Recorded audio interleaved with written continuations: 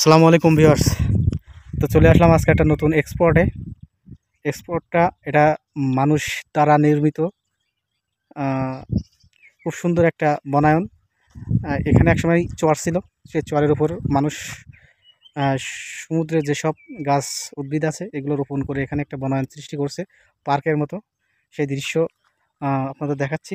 এবং এখান থেকে আপনি নদীর যে ফুল লোকেশন ভিউ দেখতে পাবেন, তা আপনার দেখাচ্ছি দেখাচ্ছি দেখতে থাকেন, আমার সাথে আসেন। খুব সুন্দর একটা এক্সপোর্ট। তো চলে আসেন ভিউয়ার্স, অনেক দিন পর আজকে আবার নতুন এক এক্সপোর্টে ঘুরতে আসলাম। এটা আমাদের তাইগাছা। তো চলে আসেন আর দেখতে থাকেন। আমি যে মূল যে এই পার্কের যে সৌন্দর্য, যেখান থেকে আপনার সুন্দরভাবে যে নদীর বড় একটা শিক্ষা নদীর লোকেশনটা দেখতে পাবেন, আমি আপনাদেরকে দেখাবো। তো আসেন দেখে যান।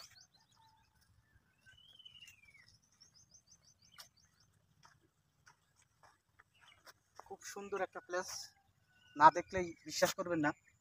আসলে নদীর সাইডে এমনভাবে বনায়ন সৃষ্টি করা যায়, সেম এজন্য সুন্দরবনের আর একটা জেরক্স কপি। খুব সুন্দর লোকেশনটা। এখানে পাশেই চারিদিকে যেদিকে তাকাচ্ছি সেদিকেই শুধু বিভিন্ন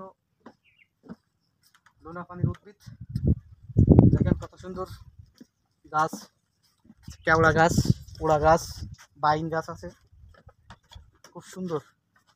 আর এই যে এক্সপোর্টে যে মূল আকর্ষণ যেটা, সেটা আপনাদেরকে দেখাচ্ছি। খুব সুন্দর একটা লোকেশন। চলে আসেন দিকে।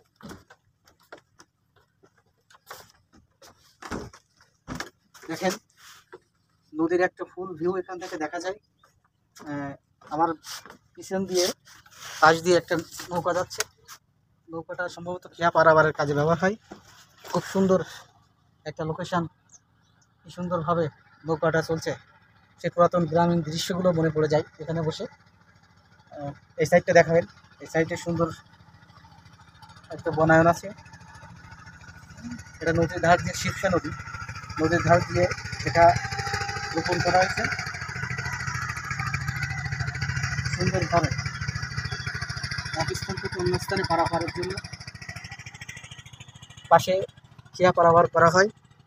আর লোকেশনটা কত সুন্দর দেখেন, আমি নিজে অবাক। এত সুন্দর আর এত মজবুত, বিশ্বাস করবেন না, মনটা কেমন জুড়ে যাচ্ছে। এই সাইড দিয়ে দেখার সব এ কিন্তু একসময় একদম চড়া ছিল। এখানে